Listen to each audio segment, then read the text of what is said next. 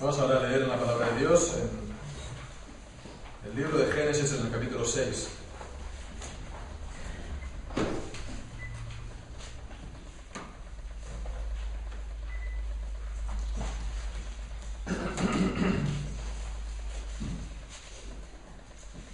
Y vamos a leer a partir del versículo 9.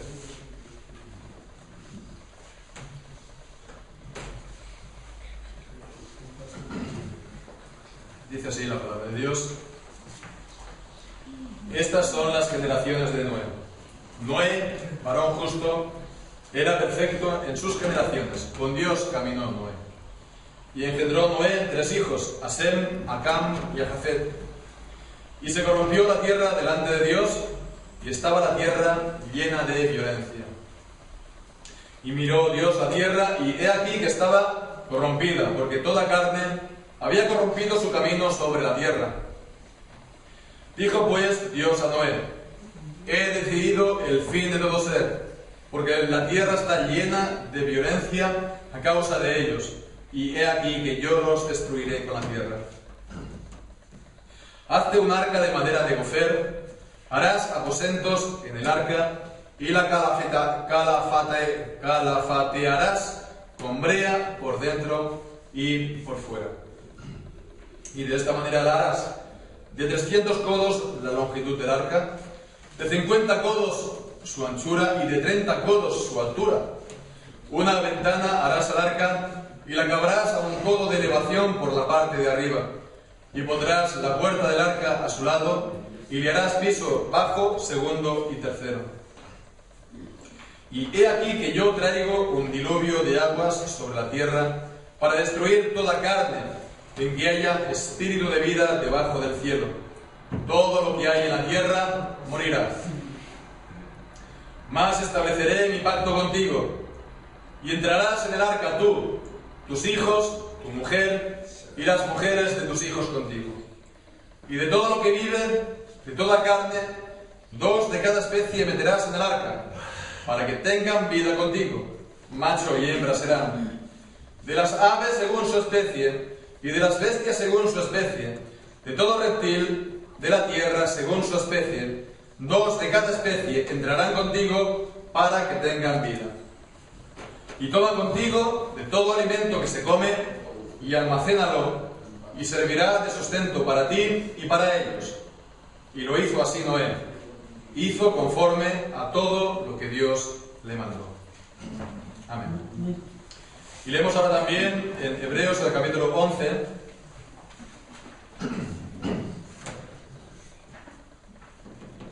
Vamos a leer el versículo 7. Hebreos 11:7 dice así: por la fe, Noé, cuando fue advertido por Dios acerca de cosas que aún no se veían, con temor preparó el arca en que su casa se salvase. Y por esa fe condenó al mundo y fue hecho heredero de la justicia que viene por la fe. Amén. Amén.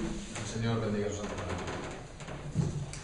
En el Salmo 90 que hemos leído, que hemos cantado, pues nos encontramos con esa oración, esa petición de Moisés que dice: enséñanos a contar de tal modo nuestros días que traigamos al corazón sabiduría. Que traigamos al corazón sabiduría. Entonces, la manera de ver la vida e incluso pues de percibir el paso del tiempo puede ser una de las factores, de las cosas que nos puedan hacer que ganemos sabiduría, o todo lo contrario, que nuestro corazón sea un corazón pues vano, un corazón pues ligero, fatuo. Entonces, bueno, esto es, creo, apropiado para el momento en el que estamos. Hoy estamos en el primer día, el primer domingo de año, el primer día del Señor de este año, 2015. Bien, pues estamos a día 4, ¿verdad? Hace pues 4 días fue Nochevieja, Año Nuevo. Sabemos pues que Nochevieja, Año Nuevo es uno de los momentos especiales, ¿verdad?, del año. Por supuesto están estas celebraciones que bueno, en la mayoría de los casos es un gran desenfreno, ¿no?, ¿verdad? es el momento del año en el que en el mundo, en la sociedad, pues más se bebe, la gente sale. Bueno, pues es una real tontería, una vanidad, ¿no? ¿Qué sentido tiene, ¿no? Pues entrar en el año borracho y pasarte pues el primer día del año pues con la resaca que no tienes nada, es una gran necedad. Pero bueno, con todo y con eso, alrededor de todo este cambio de año, pues siempre hay pues un ambiente, podemos decir, algo especial, en el sentido de las expectativas que la gente pone, que ponemos en lo que ha de ser el año nuevo. No sabemos qué es lo que nos depara, pero siempre lo miramos, ¿verdad?, con ilusión, ¿no? Es un ciclo que se reabre, ¿no? Cada año, pues a esa fecha, pues es un nuevo año, es un ciclo que comienza ahora de nuevo. Nos extraña entonces que la gente pues haga o hagamos propósitos que vamos a intentar mantenerlos a lo largo del año. Y entonces, ¿esto qué son? En el fondo, estos propósitos, si nos damos cuenta y lo pensamos, pues expresa un deseo de renovación, de renovarnos, ¿verdad?, de mejorar. En otro sentido, pues siempre están pues las esperanzas, la ilusión de que el año sea pues mejor, ¿no? Está siempre lo que se dice, ¿no? Feliz año nuevo, ¿no? Y esto en el fondo, ¿qué es? Pues es el deseo que hay de bendición, de una bendición de parte de Dios. Entonces, bueno, pues para comenzar este nuevo año, pues creo que es apropiado que nos detengamos, pues de una manera, podemos decir, especial, en este día del Señor, haciendo un alto en el camino de la serie que vamos llevando, de los estudios en Primera de Juan, y para considerar la persona de Noé, que hemos leído pues el capítulo 6 en Génesis, y aquí en Hebreos 11, el comentario que hace el apóstol, pues acerca de su testimonio de fe, del testimonio de fe de la persona de Noé. Entonces vemos, Noé es uno de los muchos testigos que aparecen en este capítulo 11 de Hebreos. Este capítulo 11 de Hebreos, a que muchas veces se le conoce como el capítulo de los héroes de la fe, Entonces, bueno, aquí están para estimular nuestra fe, para presentarnos a nosotros como ejemplos, ¿verdad?, a seguir, a imitar. Están ahí, pues, para estimularnos por sus ejemplos, por sus vidas, como dice el capítulo 10, versículo 36, pues para perseverar, ¿no?, para que continuemos adelante. Dice, porque eso es necesaria la paciencia, para que, habiendo hecho la voluntad de Dios, obtengáis la promesa. Y versículo 39, pero nosotros no somos de los que retroceden para perdición, sino de los que tienen fe para la preservación del alma. Y en el capítulo 11, versículo 39, dice que todos estos que se nos habla en el capítulo, todos estos héroes de la fe, aunque alcanzaron buen testimonio mediante la fe, no recibieron lo prometido, proveyendo Dios alguna cosa mejor para nosotros, para que no fuesen ellos perfeccionados aparte de nosotros. Nosotros hemos de ser todavía perfeccionados, nuestra fe ha de ser todavía perfeccionada, ¿no?, llegar a su fin, llegar a su término, hemos de continuar adelante. Entonces están presentados aquí, pues tal como dice en el capítulo 13, es lo mismo cuando dice que nosotros hemos de, versículo 7, acordaos de vuestros pastores que os hablaron la palabra de Dios, considerad cuál haya sido el resultado de su conducta e imitad su fe. Vemos. Está presentado pues también de la misma manera aquí en el capítulo 7, en el capítulo 11, para que también imitemos su fe, para que podamos continuar adelante en el camino que todavía nos queda. Entonces, bueno, pues acerca de nos vamos a centrar en este versículo de Hebreos, en el versículo 7, y en él, pues, acerca de Noé se nos dicen principalmente dos cosas. Primeramente, pues acerca de su fe, o los actos, las obras de su fe, en la primera mitad del versículo, y en la segunda mitad del versículo nos dice los resultados de esta fe. Nosotros en esta mañana nos vamos a centrar en estos actos, en estas obras de la fe de Noé para nuestra consideración, que básicamente, resumido, son dos. La primera, vemos que Noé creyó al anuncio de Dios en cuanto al futuro. Creyó al anuncio de Dios. Versículo 7 leemos otra vez: por la fe, Noé, cuando fue advertido por Dios acerca de las cosas que aún no se veían, con temor preparó el arca en que su casa se salvase. Entonces, cuando fue advertido por Dios acerca de cosas que aún no se veían.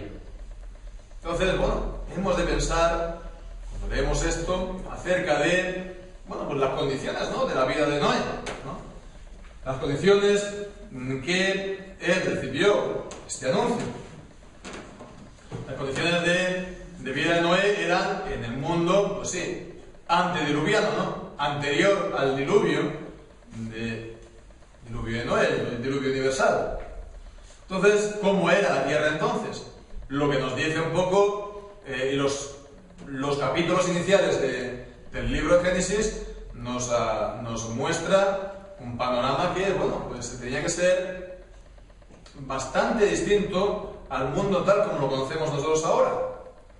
Y cuando Dios creó la tierra, los cielos, cuando concluyó la obra, y en el capítulo 1 de Génesis al final dice que Dios vio todo lo que había hecho, y he aquí que era bueno en gran manera. Todas las cosas que habían sido creadas por Dios antes de la caída del hombre en pecado, como fue Dios quien las creó, eran buenas en gran manera. Incluso el hombre, pues vemos que en su dieta era, pues, las plantas que Dios había, pues, plantado. No vemos que era carnívoro. Fue después del diluvio, en el capítulo 9, cuando, pues, Dios permite al hombre alimentarse de seres vivos, de animales, ¿no? Y eso también, pues, aparte de todo, porque las condiciones de vida del mundo después del diluvio habían cambiado también drásticamente. Entonces, bueno, esto de ser a lo mejor vegetariano, alguien podría decir, no, es que es como la alimentación del mundo en sus orígenes, o de la creación, o de la bondad original. Sí, es verdad, pero lo que pasa es que no estamos en el mundo de la creación, ¿verdad? El mundo tal como Dios lo creó. Ahora las condiciones son distintas, y si Dios permitió al hombre alimentarse de animales es porque lo necesitan. Y si anteriormente, pues, comía solo plantas, es porque le bastaba esa alimentación, y eso es por las distintas condiciones del mundo de la tierra en aquel entonces. Entonces la tierra fue creada muy buena, es cierto, por la caída del hombre en pecado, pues vino la maldición. Dios maldijo la tierra, como vemos en el capítulo 3, por causa del pecado del hombre. Pero con todo, y dijo, pues, de que espinos y cardos te producirá la tierra al hombre. Y dice, y con sudor comerás el pan todos los días de tu vida. Con lo cual, vemos, las condiciones de la creación era que no tenía que hacer tanto esfuerzo en el trabajo, ¿verdad? Entonces las condiciones habían cambiado después de esto, pero con todo y con eso, vemos que era distinto. Antes del diluvio, nos dice en el capítulo 2, pues no llovía en la tierra, sino que subía un vapor que regaba toda la tierra.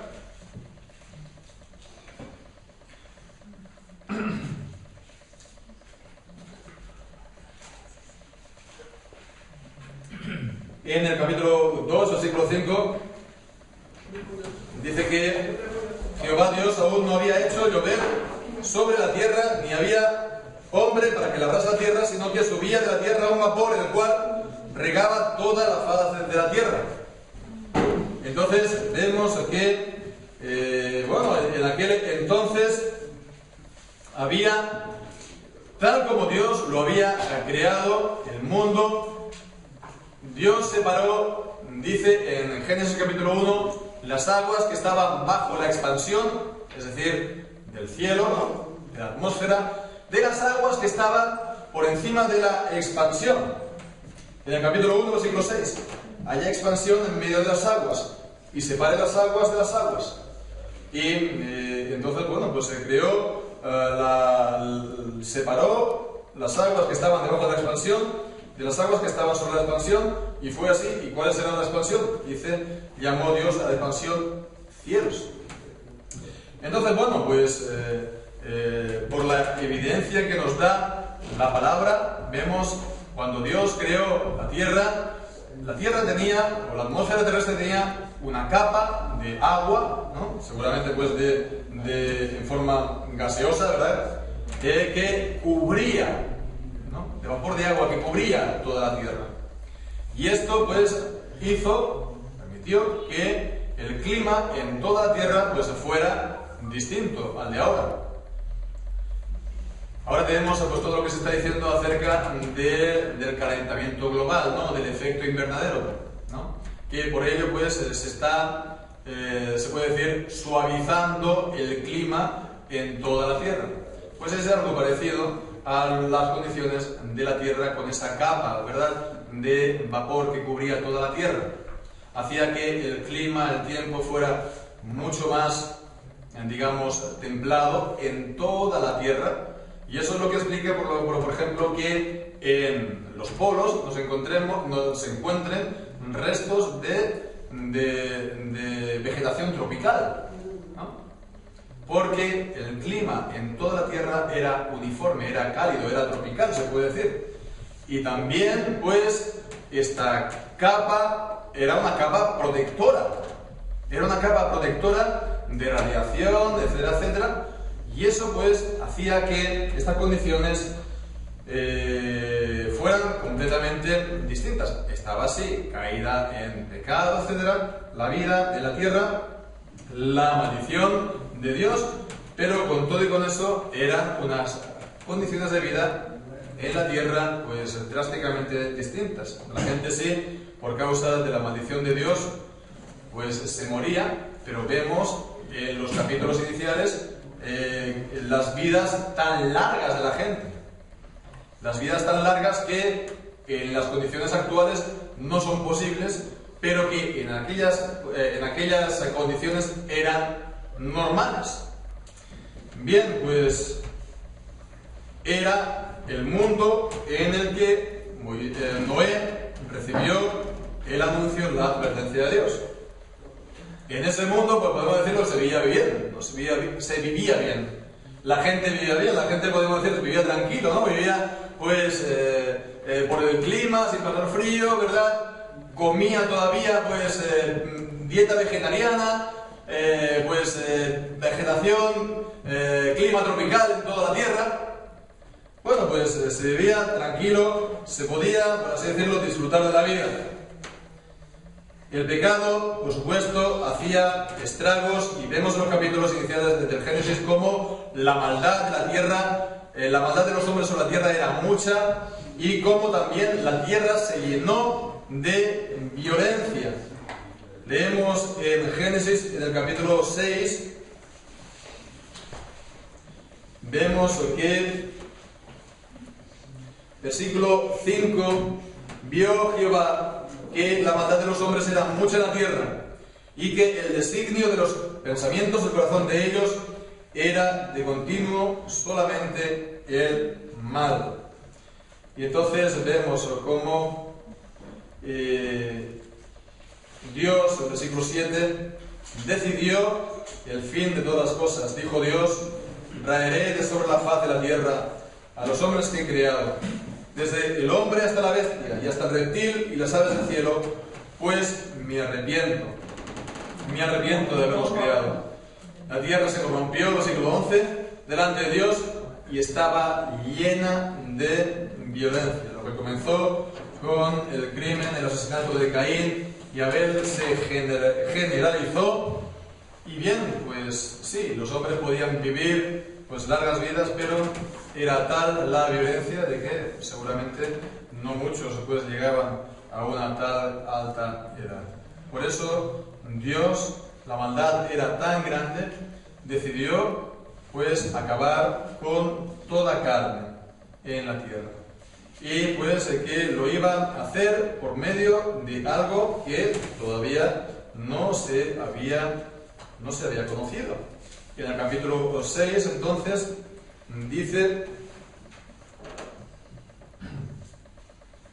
que dice en el versículo 13: Dios a Noé ha decidido el fin de todo ser, la tierra está llena de violencia, he aquí yo los destruiré con la tierra. Entonces dice: hazte un arca de madera de gofer.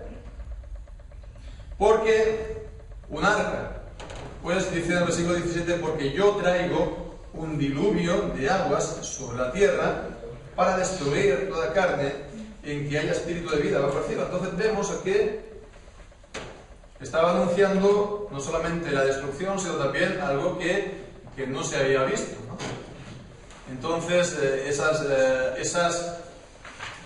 el diluvio universal no fue solamente que estuvo lloviendo durante 40 días y 40 noches, sino que también fue que hubo este cataclismo creado pues por Dios. De qué manera pues tampoco lo sabemos, ¿no? Pero que se vino abajo esta capa protectora. No solo eso, sino también dice las fuentes del abismo, es decir, que también aguas subterráneas salieron debajo de la tierra. Y por cierto, hace una semana o 2 semanas ha habido la noticia que se ha descubierto que no sé si son más de 700 kilómetros debajo de la tierra hay tanta agua como todo el océano Pacífico, ¿no? Están en un mineral, ¿no? Está contenido en un mineral, pero las reservas de agua que hay son gigantescas. Entonces vemos aquí el cataclismo del diluvio universal. No fue solamente pues eso que estuvo lloviendo 40 días y 40 noches, porque seguramente eso no haría un cataclismo tal como nos describe la Biblia, que es que se cubrió toda la tierra, ¿verdad? Todo el planeta Tierra, y se cubrió todos los montes de toda la tierra. Bien, pues entonces Dios estuvo anunciando a Noé algo que sinceramente no se veía posible que eso pudiera ocurrir, ¿verdad? Ni siquiera conocían por eso la lluvia, ¿no?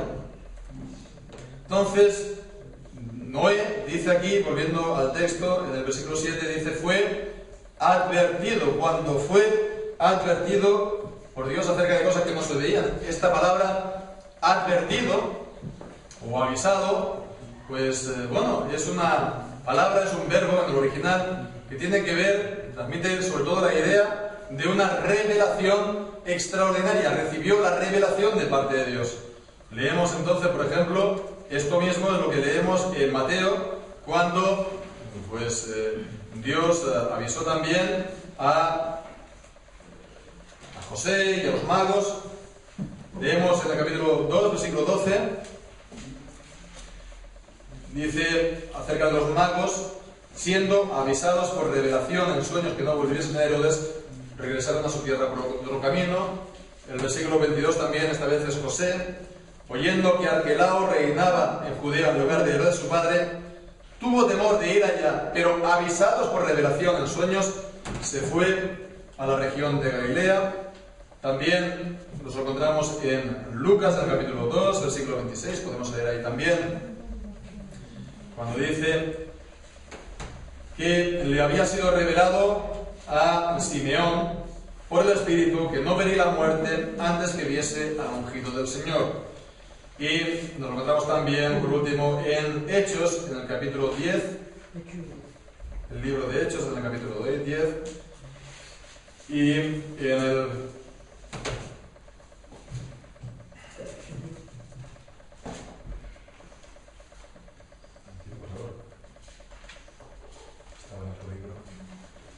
Hechos, capítulo 10, y en el versículo 22 es Cornelio. Cornelio, el centurión, varón justo y temeroso de Dios, que tiene buen testimonio en toda la nación de los judíos, ha recibido instrucciones de un santo ángel de hacerte venir a su casa para oír tus palabras. Aquí pues está con la idea de recibir instrucciones. Entonces vemos, está aquí apuntando, está hablando, entonces vemos de hecho que Noé recibió esa revelación extraordinaria de parte de Dios. Por supuesto, nosotros, los creyentes, ahora en nuestra fecha actual, ¿verdad?, en nuestra vida, no vamos a recibir una tal revelación de parte de Dios. Esta revelación directa o esta revelación extraordinaria por medio de sueños, por medio de visiones, por medio de éxtasis, etcétera, etcétera, etcétera.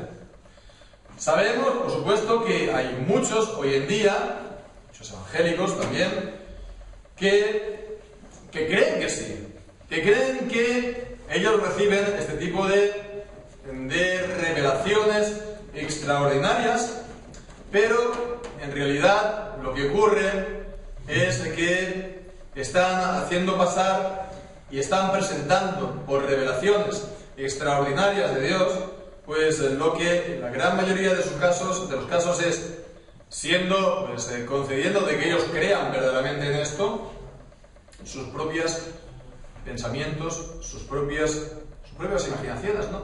Los pensamientos de su propio corazón. Eso concediendo que ellos creen que lo que dicen es verdad. Porque alguno habrá también que está utilizando esto simple y llanamente para manipular a la gente. Si uno te dice, no, mira, es que yo he recibido esto, Dios me ha dicho esto, muy bien, esto, ¿cómo se puede esto verificar? ¿Cómo se puede verificar que esto es así? No se puede, solamente te toca creer, ¿no? Creer en lo que te diga. Y si lo que te dice es entonces en contra de la palabra de Dios, pues entonces, mira, lo tenemos que hacer porque lo ha dicho el profeta tal, porque es palabra de Dios tal o cual. Y es por eso por lo cual, por ejemplo, hay tantas profetisas, por ejemplo, profetisas en contra de lo que Dios establece y ordena en su palabra, ¿verdad? Que las mujeres no pueden ejercer, autoridad y enseñar ahora. Que había profetisas en el tiempo de la redacción del canon, pues sí, como también lo había Débora, pero el caso es que ahora el canon está cerrado y entonces ya no hay lugar para que la mujer enseñe o ejerza autoridad en la iglesia, como dice Pablo en las cartas a Timoteo, en las pastorales. Entonces, claro, pues vemos que esto sirve para que al final la gente, por medio de las supuestas revelaciones, pase por encima de lo que Dios nos ha dejado escrito en la palabra de Dios, lo cual, pues, no puede ser. Entonces, bueno, hemos de tener en cuenta estas revelaciones directas ocurrieron. Creemos nosotros, sí, por supuesto, que Dios se reveló por medio de revelaciones extraordinarias, se puede decir milagrosas si se quiere, pero eso era del tiempo pasado. Hebreos en el capítulo 1, versículo 1, dice: Dios, habiendo hablado en otros tiempos de muchas maneras a los padres por medio de los profetas, y entonces está hablando de estos distintos modos de revelación, de profecía, sueños, etcétera, etcétera. Sí, leemos ahí: Dios, habiendo hablado muchas veces y de muchas maneras en otro tiempo a los padres por los profetas, dice: ahora, en estos últimos tiempos, en los postreros días, nos ha hablado por el Hijo. Entonces ahora la revelación del Hijo ya está completa. Antes fue que Él habló muchas veces, de muchas maneras, pero ahora la revelación es en el Hijo. En el Hijo. Y está completa en el Hijo. Entonces, por lo tanto, la revelación está completa en la palabra del Hijo, en la enseñanza del Hijo. Es decir, el Nuevo Testamento. la palabra escrita que Dios ha dado a la Iglesia en el Nuevo Testamento, en el Nuevo Pacto. Bien, pues entonces esta palabra del Nuevo Testamento se ha añadido a la palabra de la revelación por escrito que Dios dio en el Antiguo Testamento, ¿verdad? En la Antigüedad, que es el Antiguo Testamento, y las dos juntas, Antiguo y Nuevo Testamento, es la revelación de Dios, la Biblia. Y esto es lo que está ya cerrado, está ya completo, el canon está ya concluido. La palabra, pues ya a la palabra de Dios no se le puede añadir más, porque ya está todo dicho por parte de Dios. Él podía haber revelado mucho más, sin duda, pero nos ha dado lo que Él ha establecido y ha creído conveniente. Y así acaba Apocalipsis.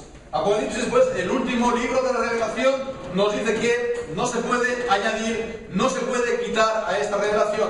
Dice que si alguien añade, pues Dios añadirá las plagas escritas que en este libro de profecía. Si alguien, pues, le quita a estas palabras, pues Dios lo quitará del libro de la vida. Así, por lo tanto, vemos que la revelación de Dios está ya completa y no se tiene que añadir ni quitar. Y es ahí donde tenemos que ir.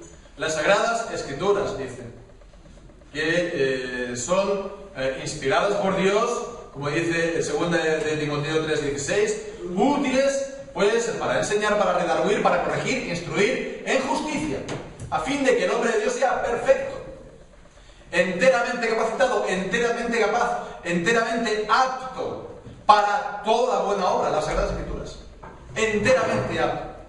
No hace falta, por tanto, otras supuestas nuevas revelaciones, porque la palabra de Dios, todo lo que nos es necesario para llevar una vida de piedad, una vida de obediencia, cumplir la voluntad de Dios en nuestra vida, está ahí. Bien, pues entonces nosotros no podemos creer, digamos, nuevas revelaciones en este sentido. Hemos de creer la revelación que Dios nos ha dado en su palabra. Y hemos de creer entonces todo lo que Dios nos ha revelado en su santa palabra, pero también particularmente en lo que Dios nos ha revelado acerca del futuro.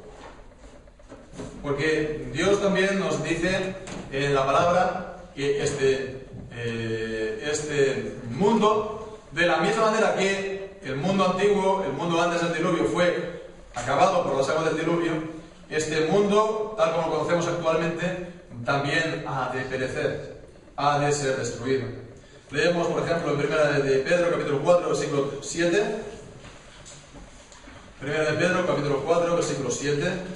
Y ahí leemos: el fin de todas las cosas se acerca. Sed pues sobrios y velad en oración. El fin de todas las cosas se acerca. Y Segunda de Pedro, vemos un pasaje, vamos a leer un pasaje mayor, en capítulo 3, versículo 1, dice: amados, esta es la segunda carta que os escribo, y en ambas os despierto con exhortación vuestro limpio entendimiento.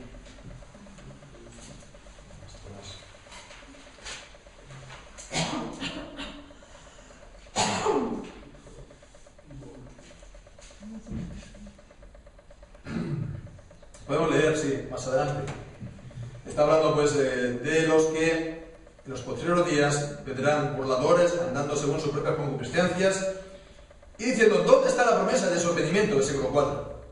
Porque desde el día en que los padres durmieron, todas las cosas permanecen así como desde el principio de la creación. Dice: estos ignoran voluntariamente que en el tiempo antiguo fueron hechos por la palabra de Dios los cielos y también la tierra, que proviene del agua y por el agua subsiste, por lo cual el mundo de entonces pereció anegado en agua. Pero los cielos y la tierra que existen ahora están reservados por la misma palabra, guardados para el fuego en el día del juicio y de la perdición de los hombres impíos. Mas, oh amados, no ignoréis esto, para con el Señor un día es como 1000 años, y 1000 años como un día. El Señor no retarda su promesa, según algunos la tienen por tardanza, sino que es paciente para con nosotros, no queriendo que ninguno perezca, sino que todos procedan al arrepentimiento. Pero el día del Señor vendrá como el ladrón en la noche, en el cual los cielos pasarán con gran estruendo, y los elementos ardientes serán deshechos, y la tierra y las obras que en ella hay serán quemadas. Y leemos también el versículo 12: esperando y apresurándoos para la venida del día de Dios, en el cual los cielos, encendiéndose, serán deshechos, y los elementos, siendo quemados, se fundirán. Entonces vemos lo que nos está diciendo, de la misma manera que, bueno, pues en los días de Noé estaba preparando el arca, y él estaba anunciando de esta manera que el mundo de aquel entonces iba a ser destruido por el agua. Pues ahora también hay gente que está abordándose. ¿Dónde está Jesús? ¿Dónde está la venida en su venida? Pues dice, no, pues Dios nos está retrasando ese día. Él está pues dando oportunidad a que todos vengan al arrepentimiento. Pero, eso sí, no debemos de olvidar nunca que el fin ha de venir.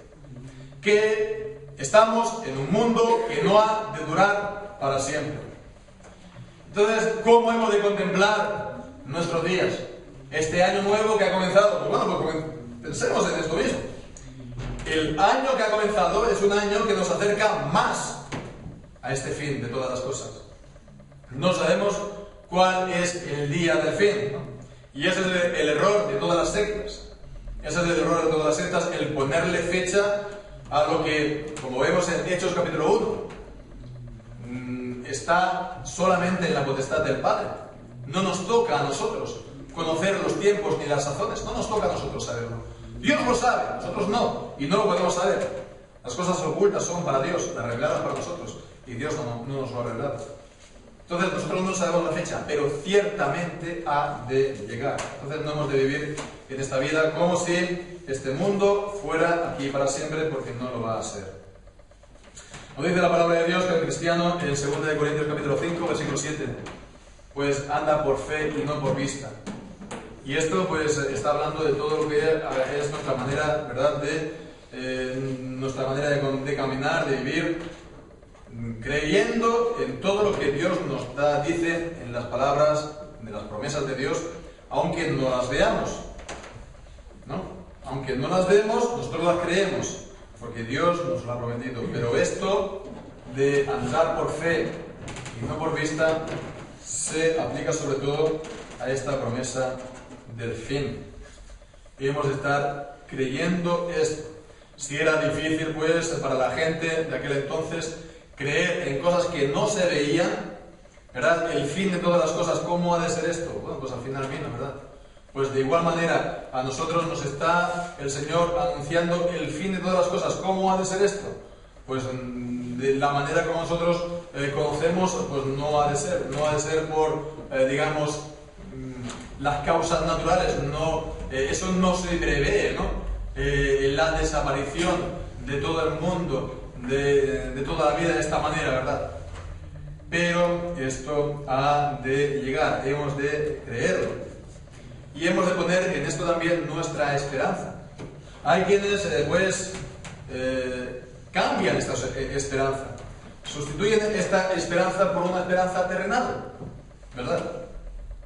Una esperanza del cielo, pero en la tierra, se puede decir.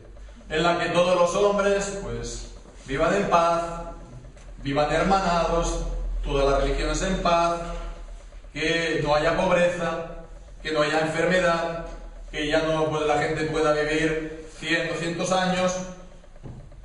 Pues vemos que estos son lo que la gente del mundo que no conoce, ¿verdad?, a Dios, pues es su esperanza.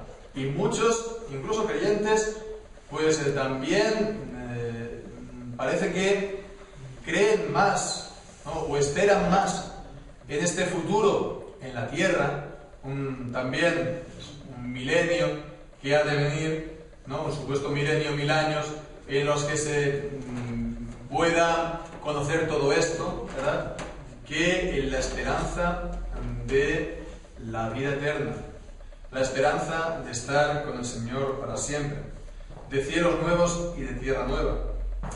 Y bueno, pues eso comporta la destrucción del mundo actual. Entonces, bueno, aquí hay que a lo mejor matizar algo, en el sentido de que, a ver, aquellos que piensen en un futuro, a ver, un cielo en la tierra, a la manera del mundo, es decir, pues que todos los hombres vivan en paz, ¿no? Y en armonía, según sus religiones, etcétera, etcétera. Pero yo creo que, sinceramente, quien tenga esa esperanza realmente no ha comprendido el Evangelio, ni siquiera es creyente, ¿verdad?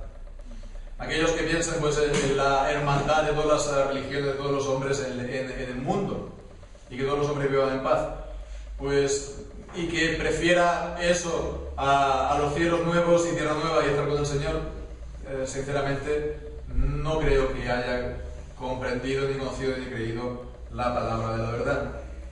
También es cierto, hay muchos hermanos que son hermanos y creen en ese milenio en la tierra, y creo sinceramente que es un error. Creo sinceramente que es un error que despista a la gente de lo verdaderamente importante, que es el poner la esperanza en los cielos nuevos y la tierra nueva, no en un supuesto o hipotético periodo de 1000 años de prosperidad, de esplendor o de lo que quieras, lo podamos decir, pero en el fondo de todavía vida bajo los efectos del pecado y todavía la presencia de la muerte entre nosotros, en el mundo. Entonces creo que hemos de ser nosotros que creemos en esta venida, en este fin de todas las cosas, ser avivados nosotros en esta fe, avivados en esta esperanza, no hemos de olvidarnos de este cielo nuevo y tierra nueva, lo cual comporta la destrucción del actual. Hemos de renovar nuestra mente y, bien, nosotros como iglesia creo que podemos aprender mucho en el sentido de la iglesia apostólica, de los tiempos bíblicos, de los primeros siglos también incluso del cristianismo. ¿Por qué? Pues porque ellos no eran milenaristas, o ellos no eran dispensacionalistas, o ellos no ponían fecha a la venida del Señor Jesucristo, pero ellos vivían a la luz de este final de todas las cosas, lo estaban aguardando, lo estaban esperando. Y así acaba el Apocalipsis, vemos, ¿no? La amada, la iglesia dice a Cristo: sí, Señor, ven, Señor Jesús, sí, ven. Y este ha de ser nuestro deseo, ¿verdad? Que el Señor Jesús venga. Y bien, y esto nos lleva a nuestro segundo punto, que es, en cuanto a la obra de fe, que Noé obedeció a las instrucciones de Dios. Entonces, bueno, hemos leído anteriormente, no hace falta volverlo a leer, en el capítulo 6, pues todas las instrucciones que Dios dio a Noé en cuanto al arca. Le dio instrucciones muy precisas. En el versículo 14, de qué tipo de madera tenía que ser, dice madera de gofer. ¿Y cómo lo tenía que asamblar? Dice, pues calafateando con brea. Y en el versículo 15 da las dimensiones. Con las dimensiones vemos, ¿no?, que pues verdaderamente descomunales. Entonces, bueno, traducido lo que ahí se dice a metros, era 150 metros de longitud, 25 metros de anchura y 15 metros de altura en tres pisos. Y también en el versículo 16 los acabados. Acabados pues con las ventanas en el exterior, etcétera, etcétera. Entonces vemos, ese fue el trabajo que le dio Dios a Noé hacerlo. Eso era un trabajo gigantesco, ¿no? Un trabajo titánico. ¿Y cuánto le tuvo que llevar esto a Moisés a llevarlo, concluirlo? Pues creo que la Biblia no lo dice, ¿no? Y lo he estado mirando, no creo que en la Biblia pues esté diciendo esto. Nos dice en el capítulo 5, versículo 32, que cuando tenía 500 años engendró a Sem, Cam y Jafet, 500 años, y que en el versículo 6, en el capítulo 6, pues, en el capítulo 7, versículo 6, dice que Noé era de 600 años cuando el diluvio de las aguas vino sobre la tierra. Entonces, si pensamos, como creo que da a entender aquí el capítulo 6, que él recibió ese anuncio de parte de Dios, ya había conocido a sus niños, ¿verdad?, a sus 3 hijos, pues pongamos que le podría llevar, sí, 100 años, ¿no? Y es que, bueno, siendo él solo un trabajo de tal magnitud, pues tranquilamente le podría ocupar, ¿no? pues año tras año, él llevando adelante este trabajo. Y bueno, pues los demás que lo verían, ¿no? Y le dirían, pues bueno, ¿y este hombre, qué? Este hombre no se cansa, ¿no? Año tras año, ¿no? ¿Él a dónde va con estos troncos, no? Pensamos que la gente lo iba a estar aquí aplaudiendo, ¿no? Pues se estarían riendo, pues, de Noé, ¿no? Diciendo, este tiene más moral que el alcoyano, ¿no? Entonces, bueno, pues Noé tuvo que hacer frente a esta burla, a este desprecio de la gente, tal vez también al rechazo de los demás por esto, y sin embargo, él continuó adelante porque fue el encargo que él recibió de parte de Dios. Y nos dice aquí en el versículo 7 de nuevo, leemos que él con temor preparó el arca. Vemos, es interesante esta palabra, con temor preparó ese arca. Entonces, ¿cómo se puede entender esto de con temor? Preparó este arca, pues hay dos maneras de entenderlo. La primera es en el sentido de miedo. Él recibió el anuncio de que todo iba a acabarse y entonces él, al contrario de los demás que no temían, al contrario de los demás que no tuvieron miedo, él tuvo miedo, tuvo temor y preparó el arca, ¿no? Entonces, ya digo, esto podría ser, ¿verdad? En Hechos capítulo 23, versículo 11, se utiliza ese verbo en ese sentido de temer, en el sentido de tener miedo. Pero creo, en mi humilde opinión, es preferible el segundo sentido, que es la idea de un temor reverencial, en un sentido de reverencia. De hecho, el verbo, la palabra en el original, tiene que ver con eulabes, es el sentido de que muchas veces se traduce la familia de las palabras, ¿verdad?, en el Nuevo Testamento por piedad, por temeroso de Dios, por ser una persona piadosa. Y entonces esto nos da una idea, creo, una imagen hermosa en cómo Noé llevaba a cabo la construcción del arca. Porque él no lo hacía a desgana, él no lo hacía quejándose, él no lo hacía a lo mejor de cualquier manera, él no lo hacía pues con prisas, ¿no? Él no lo hacía a la ligera. Él sabía que eso era muy importante, se tenía que hacer bien, ¿verdad? Y pues lo hizo bien. Lo hizo pues reverencialmente, con temor, por cumplir con el mandato, la explicación de Dios. Y esto, ver las cosas así también nos puede ayudar a nosotros a ver mucho nuestro papel en la vida, ¿no? Dios seguro que nos da a nosotros una obra más pequeña que la que le dio a Moisés. Pero para nosotros esta obra ha de ser una obra inmensa. Hemos de verla como una obra inmensa. La obra que el Señor nos da, criar hijos, hemos de verlo como una obra descomunal. Cuidar la familia, proveer para ella. El trabajo que Dios nos da, los estudios, ¿verdad?, que estamos cumpliendo. Pues hemos de hacerlo, reverencialmente. Hemos de hacerlo con esmero. Hemos de hacerlo con cuidado. Hemos de hacerlo con devoción a Dios. Hemos de hacerlo con temor reverencial.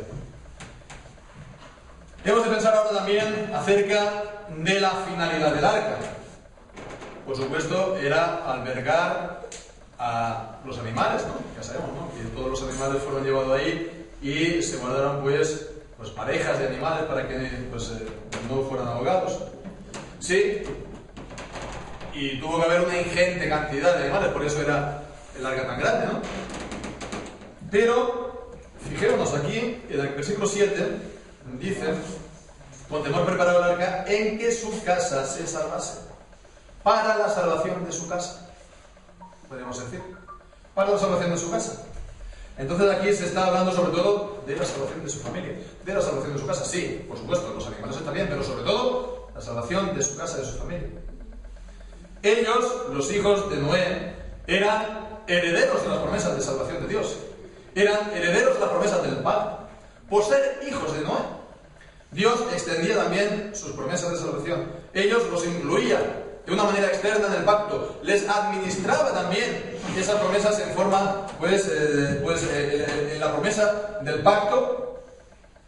Y bien, pues fijémonos, este es el sentido que nos encontramos aquí acerca del pacto del arca, y es también el que lo podemos encontrar en 1 de Pedro, en el capítulo 3, cuando está hablando también del arca y de Noé. En el capítulo 3, versículo 20, dice: los que en otro tiempo desobedecieron, cuando una vez esperaba la paciencia de Dios en los días de Noé, mientras se preparaba el arca, en la cual pocas personas, es decir, 8, fueron salvadas por agua. Dice, el bautismo que corresponde ahora a esto, ahora nos salva. Entonces vemos, ¿no?, que se está presentando aquí, tanto aquí como en 1 de Pedro, el arca como también la manera de salvación, no solamente de Noé o de los animales, sino también de la familia de la familia de Noé, de los hijos de Noé, y pues esto por causa de ser descendencia suya, del pacto, de la promesa del pacto de Dios. Entonces, bueno, pues esto nos ha de también de cara a este año, en realidad todos los días de nuestra vida, por lo cual hemos de, los creyentes, estar trabajando principalmente. Muchas veces habéis podido estar esto, si habéis estado en otras iglesias evangélicas, y es algo habitual. Los mensajes en Año Nuevo, ¿no?, pues sobre todo motivar a la evangelización, movilizar a la gente, motivar en ese sentido. Y está muy bien que evangelicemos, está muy bien. Pero, ¿de qué nos sirve a nosotros ganar a todo el mundo para Cristo? ¿Verdad? Si vamos a descuidar nuestras propias familias, si vas a descuidar nuestras propias casas, si vas a perder nuestros propios hijos. Esto ocurre muchas veces en la familia de los mismos pastores. ¿De qué le sirve a un pastor, verdad, traer multitudes a la fe si pierde pues la fe los de su propia casa, ¿no? Pierde a su propia familia. Entonces, bueno, pues hemos de, sobre todo, mirar por la salvación de nuestros hijos, de nuestras casas, ¿verdad? Nuestras mujeres, nuestros hijos. Velar por el estado espiritual de los nuestros, de nuestros cónyuges, ¿no? Marido y mujer, hemos de estar velando. De nuestros, en un sentido extenso también, familiares. Nuestros familiares, los padres, los hermanos, gente muy allegada, ¿verdad?, que no sean todavía creyentes. Hemos de estar orando e intentar darles testimonio para salvación. Y, por supuesto, también hemos de tratar de evangelizar, hemos de tratar de llevar las buenas nuevas, aquellos que no lo tienen, pero sobre todo, principalmente, comenzando por aquí la salvación de nuestras propias casas. Después también, ya por último, hermanos, acerca del sentido de la palabra preparar. Dice, con temor preparó el arca en que su casa se salvase. Entonces, esta palabra preparar, este verbo se utiliza aquí en la misma carta a los Hebreos, el capítulo 3, versículos 3 y 4, para hablar de la construcción de la casa. Y en 1 de Pedro 3:20, acerca también de la construcción del arca, ¿no? Entonces vemos que se emplea en este sentido de edificar, de construir. Pero hay otro sentido también muy interesante en el que se emplea en Mateo 11:20.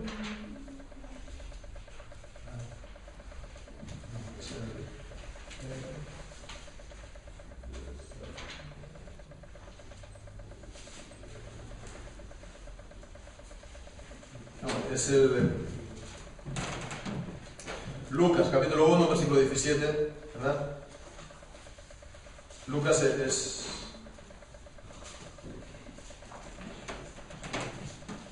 Lucas 1, 17.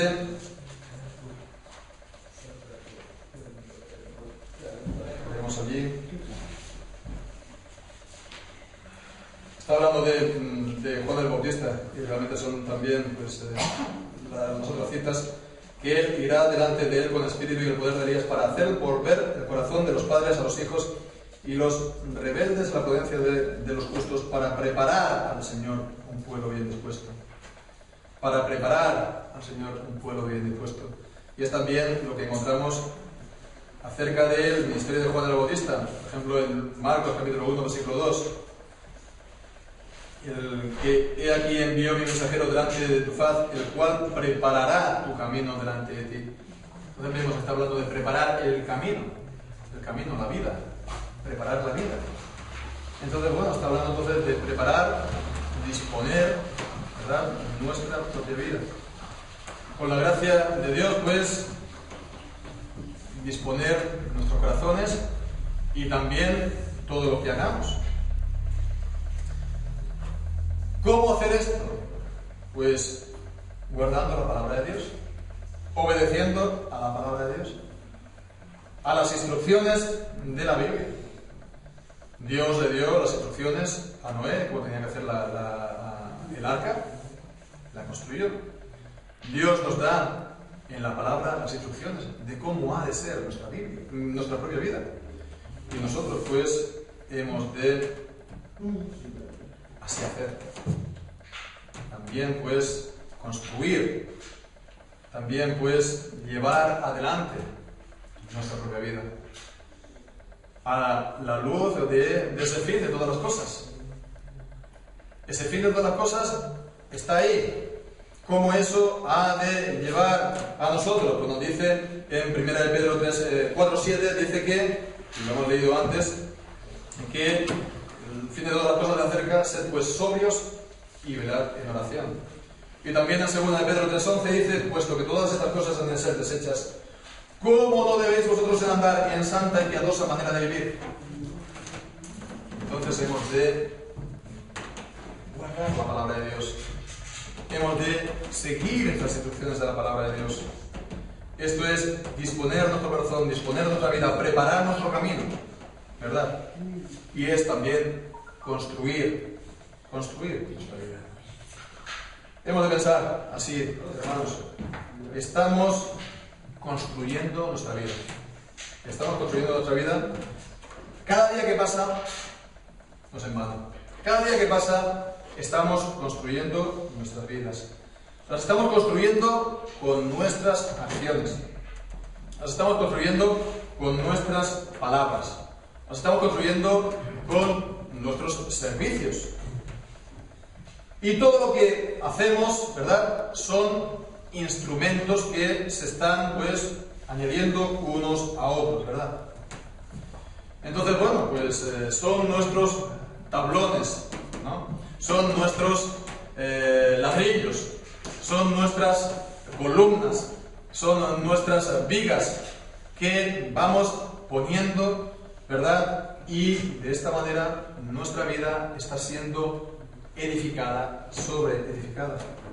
Entonces hemos de tratar, como nos dice 1 Corintios capítulo 3, que empleemos los mejores materiales.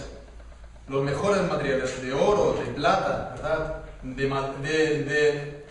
material que soporte el fuego, porque por el fuego ha de ser probada cuando venga el Señor Jesucristo. Dice la palabra que si pasa el juicio, pues el siervo recibirá, pues, alabanza, bendición. Si no, sufrirá pérdida, pero será salvo, porque no somos salvos por las obras, pero sufrirá pérdida. Será salvo, dice, pero como por fuego. Entonces hemos de tratar que nuestras obras sean de la mejor calidad posible. Que en el servicio al Señor hemos de emplear los mejores materiales en nuestra obediencia y en nuestro servicio. Y de esta manera, en todo lo que hagamos, estamos sobreedificando el edificio de nuestra vida para ser un templo santo para el Señor. Y de esta manera Él estará habitando en Él. Así, por lo tanto, no nos cansemos de hacerlo. Hermanos, redoblemos este esfuerzo y nos pongamos manos a la obra en este nuevo año, porque como dice Daniel capítulo 11:32, dice, el pueblo que conoce a su Señor se esforzará y actuará. El pueblo que conoce a su Señor se esforzará y actuará. Por pedirse, hermanos, que el Señor bendiga su palabra en nuestra vida. Amén.